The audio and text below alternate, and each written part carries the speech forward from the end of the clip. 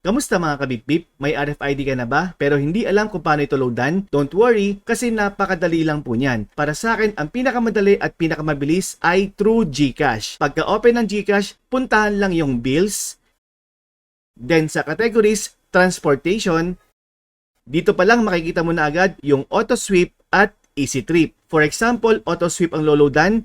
Pagka-click niyan, ilalagay lang yung amount kung magkano ang gusto mong i-load. Then account number, email address naman, optional lang. Pagka-confirm po niyan ay instant, papasok na agad yung load sa RFID account mo. Kapag easy trip, same lang din. Amount, account number, at email address.